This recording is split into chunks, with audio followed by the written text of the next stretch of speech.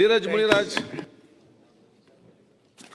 ಸನ್ಮಾನ್ಯ ಸಭಾಧ್ಯಕ್ಷರೇ, ಗಮನ ಸೆಳೆಯುವ ಸೂಚನೆಯನ್ನ ಮಾನ್ಯ ಉಪಮುಖ್ಯಮಂತ್ರಿಗಳಿಗೆ ಕೇಳಿರುವಂಥದ್ದು. ದೊಡ್ಡಬಳ್ಳಾಪುರ ತಾಲೂಕಲ್ಲಿ 2016ನೇ ಇಸ್ವಿಯಲ್ಲಿ ಮಾನ್ಯ ಮುಖ್ಯಮಂತ್ರಿಗಳ ಸಿದ್ದರಾಮಯ್ಯನವರು ಅವರ ಅಧ್ಯಕ್ಷತೆಯಲ್ಲಿ ಟೆರಾಫಾರ್ಮ್ ಅನ್ನೋ ಒಂದು ಗಣತ್ಯಾಜ್ಯ ಸಂಗ್ರಹಣಾ ಘಟಕ ಮುಚ್ಚಲಾಗಿತ್ತು ಸಭಾಧ್ಯಕ್ಷರೇ.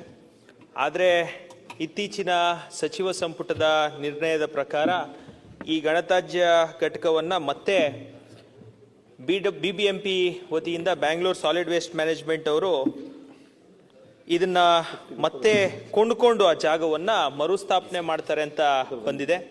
ಯಾವುದೇ ಕಾರಣಕ್ಕೂ ಈ ಮರುಸ್ಥಾಪನೆ ಆಗಬಾರ್ದು. ಮಾನ್ಯ ಮುಖ್ಯಮಂತ್ರಿಗಳು ಜನಪರವಾದಂಥ ಹೋರಾಟ, ಅನೇಕ ಸಂಘ ಸಂಸ್ಥೆಗಳು, ಸ್ವಾಮೀಜಿಗಳು ಎಲ್ಲರೂ ಹೋರಾಟ ಮಾಡಿರುವಂಥದ್ದು. ಈ ಭಾಗದಲ್ಲಿ ನಮ್ಮ ತಾಲೂಕು ಮಾತ್ರ ಅಲ್ಲದೆ ಮಾನ್ಯ ಗೃಹ ಸಚಿವರು ಪರಮೇಶ್ವರ್ ಸಾಹೇಬ್ರ ತಾಲೂಕಲ್ಲಿರುವಂಥ ಮಾವತೂರು ಕೆರೆವರೆಗೂ ಈ ಪೊಲ್ಯೂಷನ್ ಹೋಗಿರುವಂಥದ್ದು. ಜನವಸತಿ ಪ್ರದೇಶದಲ್ಲಿ ಯಾವುದೇ ಕಾರಣಕ್ಕೂ ಘನತ್ಯಾಜ್ಯ ವಿಲೇವಾರಿ ಘಟಕವನ್ನ ಮಾಡಬಾರ್ದು ಅನ್ನುವಂಥದ್ದು. ಯಾಕಂದ್ರೆ ಕ್ಯಾಬಿನೆಟ್ ಡಿಸಿಷನ್ ಯಾವುದೇ ಸ್ಥಳೀಯ ಅನುಮತಿ ಇಲ್ಲದೆ ಮಾಡ್ಕೊಂಡಿದ್ದಾರೆ. ಇದ್ರ ಜೊತೆಗೆ ಇದೇ ಕಾಂಗ್ರೆಸ್ ಸರ್ಕಾರದಲ್ಲಿ ಮಾನ್ಯ ಮುಖ್ಯಮಂತ್ರಿಗಳಾಗಿರುವಂಥ ಸಿದ್ದರಾಮಯ್ಯನವರೇ ಅದನ್ನ ಮುಚ್ಚಿರುವಂಥದ್ದು. 2008ರಲ್ಲಿ ಸ್ಥಾಪನೆ ಆಗಿದ್ದು 2016ರಲ್ಲಿ ಅವ್ರು ಯಾವುದೇ ವೈಜ್ಞಾನಿಕವಾಗಿ ಅಲ್ಲಿ ಲ್ಯಾಂಡ್ ಫಿಲ್ ಮುಖಾಂತರ ಗಾರ್ಬೇಜ್ ಸೆಗ್ರಿಗೇಷನ್ ಮಾಡ್ತಿದ್ರಿಂದ ಎಲ್ಲ ನಿಯಮಗಳನ್ನ ಉಲ್ಲಂಘನೆ ಮಾಡಿದ್ರಿಂದ ಅವರು ಈ ಘಟಕವನ್ನ ಸ್ಥಗಿತಗೊಳಿಸಿದ್ರು. ಈಗ ಮತ್ತೆ ಗೌರ್ಮೆಂಟ್ ಅದನ್ನ ಪರ್ಚೇಸ್ ಮಾಡಿ ರನ್ ಮಾಡಬೇಕು ಅಂತ ಇದ್ದಾರೆ. 1 ಕಿಲೋಮೀಟರ್ ದೂರದಲ್ಲಿ ಆಲ್ರೆಡಿ ಎಕ್ಸಿಸ್ಟಿಂಗ್ MSGP ಅಂತ ಒಂದು ಕಸ ವಿಲೇವಾರಿ ಘಟಕ ಇದೆ. ಇದೇ ಏನು ಘಟಕ ಎಲ್ಲಿ ಟೆರಾಫಾರಂ ಏನಿದೆ, ಟೆರಾಫಾರಂ ಪಕ್ಕದಲ್ಲಿ ಕ್ವೀನ್ ಸಿಟಿ ಅಂತ ಹೇಳಿ 5500 ಎಕರೆ ದೊಡ್ಡ project, knowledge well being and innovation ಅನ್ನೋ ಒಂದು ಕ್ವೀನ್ ಸಿಟಿ ಅಪ್ ಟು ಈ ಸರ್ವೆ ನಂಬರ್ ವರೆಗೂ ನಾಲೆಜ್ ವೆಲ್ ಬೀಯಿಂಗ್ ಸಿಟಿ ಪಕ್ಕದಲ್ಲಿ ಕಸ ವಿಲೇವಾರಿ ಘಟಕ ಆಗಬಾರ್ದು. ಅಲ್ಲಿಂದ ಎಕ್ಸಾಕ್ಟ್ಲಿ 1.5 ಕಿಲೋಮೀಟರ್ ಡಿಸ್ಪ್ಲೇಸ್ಮೆಂಟ್ ಅಲ್ಲಿ ಎತ್ತಿನೊಳೆ ಬ್ಯಾಲೆನ್ಸಿಂಗ್ ರಿಸರ್ವಯರ್ ಬರ್ತಾ ಇದೆ. ಎಂಟೈರ್ 24,750 ಕೋಟಿ ವೆಚ್ಚದ ಎತ್ತಿನೊಳೆಯ ಜಲಾಶಯ, ಸಮತೋಲನ ಜಲಾಶಯ, ಮಾನ್ಯ ಉಪಮುಖ್ಯಮಂತ್ರಿಗಳು ಬಂದು ಅದನ್ನು ನೋಡಿದ್ದಾರೆ. ಇಲ್ಲಿ ಬಂದ್ರೆ ಸುತ್ತಮುತ್ತ 17 ಗ್ರಾಮಗಳಲ್ಲಿ ಇವತ್ತಿಗೂ 2016ರಲ್ಲಿ ಇವ್ರು ಮಾಡಿರೋ ಪೊಲ್ಯೂಷನ್ಗೆ 2025ನೇ ಇಸ್ವಿಯಲ್ಲೂ ನೀರು ನಾನ್ ಪೋರ್ಟಬಲ್ ಅಂತ ಇವತ್ತಿಗೂ ರಿಪೋರ್ಟ್ ಇದೆ. ದಯವಿಟ್ಟು ಈ ಘಟಕ ಸ್ಟಾರ್ಟ್ ಆಗಬಾರ್ದು. ಬೆಂಗಳೂರಿನ ಕಸ ಇಲ್ಲೇ ವಿಲೇವಾರಿ ಆಗಬೇಕು. ಇಲ್ದಿದ್ರೆ ಒಂದ್ ಸ್ಮಾಲ್ ಸಜೆಷನ್, ನಾನು ಒಬ್ಬ MS ಇಂಡಸ್ಟ್ರಿಯಲ್ ಇಂಜಿನಿಯರಿಂಗ್ ಓದಿರುವಂತ ಗ್ರಾಜುಯೇಟ್. ದಯವಿಟ್ಟು ಮಾನ್ಯ ಬೃಹತ್ ಕೈಗಾರಿಕೆ ಸಚಿವರು ಮತ್ತು KIDB ಸಚಿವರು ಇಲ್ಲೇ ಇದ್ದಾರೆ. ಪ್ರತಿ KIDB ಲೇಔಟ್ ಅಲ್ಲಿ 2% ಯುಟಿಲಿಟಿಗೆ ಅಂತ ಲ್ಯಾಂಡ್ ತೆಗೆದಿಟ್ಟೇ ಇರ್ತಾರೆ. ಅದರಲ್ಲಿ STP ಮತ್ತು ಸಾಲಿಡ್ ವೇಸ್ಟ್ ಮ್ಯಾನೇಜ್ಮೆಂಟ್ಗೆ ಅವ್ರ ಜಾಗ ಇಡ್ತಾರೆ. ಎಲ್ಲಾದ್ರೂ ಇಂಡಸ್ಟ್ರಿಯಲ್ ಏರಿಯಾಲ್ ಮಾಡ್ಕೊಳ್ಳಿ. ಜನ ಇರುವಂತ ಗ್ರಾಮಗಳಲ್ಲಿ ದಯವಿಟ್ಟು ಬೆಂಗಳೂರು ಕಸ ತಂದು ಸುರಿಬಾರ್ದು. ಹೋರಾಟಗಳು ಅತಿ ಹೆಚ್ಚಾಗ್ತವೆ. ನಾವು ಜನರ ಜೊತೆ ನಿಲ್ಲಬೇಕಾಗತ್ತೆ. ದಯವಿಟ್ಟು ಜನಸಾಮಾನ್ಯರ ಆರೋಗ್ಯ ಜೊತೆ ಆಟ ಆಡುವಂತ ಕೆಲಸ, ಬೆಂಗಳೂರಿನ ಕಸ ನಮ್ಮ ಗ್ರಾಮಾಂತರ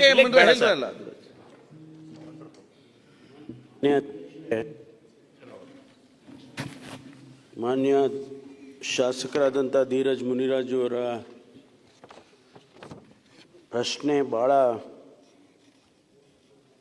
ನಮ್ಮೆಲ್ಲರಿಗೂ ಕೂಡ ಇದರಲ್ಲಿ ತಾವು ಹೇಳ್ದಂಗೆ ನನ್ನ ಕ್ಷೇತ್ರಕ್ಕೂ ಕೂಡ ಇದು ಲೀಚೆಟ್ಸ್ ಬರುತ್ತೆ ಮಾವತ್ತೂರು ಕೆರೆಗೆ ಅಂತಕ್ಕಂಥದ್ದು ನಿಜ. ಆದರೆ ಇವತ್ತು ಪರಿಸ್ಥಿತಿ ಏನಿದೆ ಅಂತ ಹೇಳಿದರೆ, ಈ ಬ್ರ್ಯಾಂಡ್ ಬ್ಯಾಂಗ್ಳೂರು ಅಂಥೇಳಿ ಏನು ಈ ಪರಿಕಲ್ಪನೆ ಇದೆ, ಇದರಲ್ಲಿ ಮಾಡರ್ನೈಸೇಷನ್ ಮಾಡ್ತಕ್ಕಂಥ ವಿಚಾರವನ್ನು ಅವರು ಪ್ರಸ್ತಾಪ ಮಾಡಿದ್ದಾರೆ. ಅಂದರೆ ಈ ಘನತ್ಯಾಜ್ಯವನ್ನು ಹಿಂದೆ ಏನು ಟ್ರೆಡಿಷನಲ್ ಆಗಿ ತೊಗೊಂಡೋಗಿ ಸುಮ್ಮನೆ ಸುರಿದು ಬಿಡೋದು, ಆ ಮಳೆ ಬಂದರೆ ಆ ಲೀಚೆಟ್ಸ್ ಎಲ್ಲ ಬೇರೆ ಕಡೆ ಹೋಗ್ತಕ್ಕಂಥದ್ದು, ಭೂಮಿಗೆ ಇಳಿತಕ್ಕಂಥದ್ದು ಅದೆಲ್ಲ ಆಗ್ತಾ ಇದ್ದಿದ್ದು. ಆದರೆ ಈಗಿನ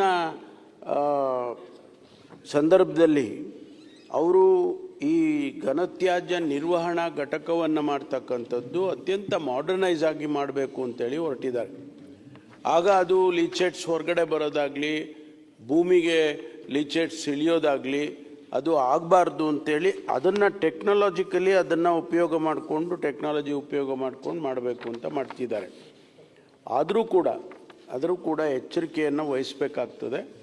ಅವರು ಬಫರ್ ಝೋನನ್ನು ಮಾಡೋದರ ಮೂಲಕ, ಆಮೇಲೆ ನಾನು ಹೇಳಿದಾಗೆ ಮಾಡರ್ನೈಸ್ ಮೆಥಡ್ಸನ್ನು ಯೂಸ್ ಮಾಡೋದ್ರ ಮೂಲಕ ಯಾರಿಗೂ ಕೂಡ ಅಲ್ಲಿ ತೊಂದರೆ ಆಗದಾಗೆ ಮಾಡಬೇಕು ಅಂತ ಹೊರಟಿದ್ದಾರೆ. ಆದರೂ ಕೂಡ ತಮ್ಮ ಆತಂಕವನ್ನು ನಾನು ಮಾನ್ಯ ಉಪಮುಖ್ಯಮಂತ್ರಿಗಳ ಗಮನಕ್ಕೆ ತರ್ತೇನೆ. ಯಾಕೆಂದರೆ ಇದು ನನಗೂ ಕೂಡ ಗೊತ್ತಿದೆ. ಗ್ರಾಮೀಣ ಭಾಗದಲ್ಲಿ ಭಾಳ ಮುಖ್ಯವಾದಂಥದ್ದು ಇದಿಷ್ಟಕ್ಕೆ ಸಾಧ್ಯ ಆಗಿದ್ದರೆ ನಾನು ಕೂಡ ಇಲ್ಲ ಮಾಡ್ತೀವಿ ಅಂತ ಹೇಳ್ಬೋದಿತ್ತು.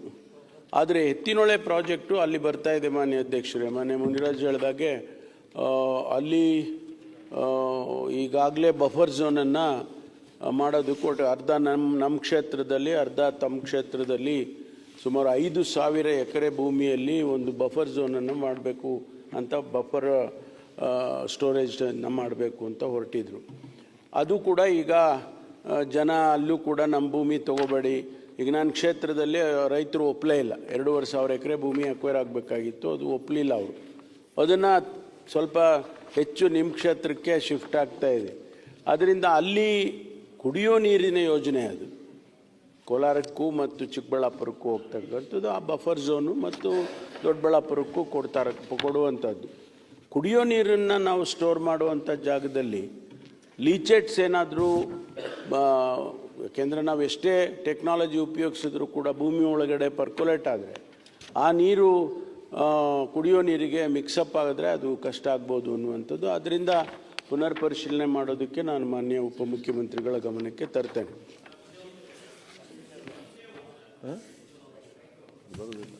ತಾವು ಹೇಳಿದ್ದು ಸ್ವಾಗತಾರ್ಹ ಸರ್, ಧನ್ಯವಾದಗಳು. 2 ಆಸ್ಪೆಕ್ಟ್ ಅಲ್ಲಿ ಸರ್, ಆಯ್ತು, ಗ್ರಾಮಾಂತರ ಪ್ರದೇಶದಲ್ಲಿ ಮಾಡೋದಕ್ಕಿಂತ ಸರ್ ದಯವಿಟ್ಟು ಮಾಡೋದು ಬೇಕೇ ಬೇಕು. ನಮ್ ಗಾರ್ಬೇಜ್ ಬಂದೇ ಬರುತ್ತೆ, ಗಾರ್ಬೇಜ್ ಟ್ರೀಟ್ ಮಾಡಲೇಬೇಕು. ಇಂಡಸ್ಟ್ರಿಯಲ್ ಏರಿಯಾಗಳಲ್ಲಿ ಅದಕ್ಕೆ ಅಂತ ಕೆಮಿಕಲ್ ಇಂಡಸ್ಟ್ರೀಸ್ ಇರುವಂತ ಜಾಗಗಳು, ಮಿಕ್ಕಿದ ಬೇಕಾದಷ್ಟು ಪೊಲ್ಯೂಟೆಂಟ್ಸ್ ಇರುವಂತ ಜಾಗಗಳಿರುವಂತ ಕಡೆನೆ, ETPಗಳಿರುವಂತ ಜಾಗದ ಕಡೆಯಲ್ಲಿ ದಯವಿಟ್ಟು ಮಾಡ್ಬೇಕು ಸರ್. ಈ ಕಾರ್ಯಕ್ರಮ ಯಾವುದೇ ಕಾರಣಕ್ಕೂ ಸರ್ ನಿಮಗೆ ಗೊತ್ತಿರಲಿ, 3 lakh ಲೀಟರ್ಸ್ ಪರ್ ಡೇ ಲಿಚೆಟ್ ಬರುವಂತದ್ದು ಅಂತ ಹೇಳಿ ಪೊಲ್ಯೂಷನ್ ಕಂಟ್ರೋಲ್ ಬೋರ್ಡ್ ಅವ್ರಿಗೆ ಪರ್ಮಿಷನ್ ಕೊಟ್ಟಿರೋದು ಸರ್. 2016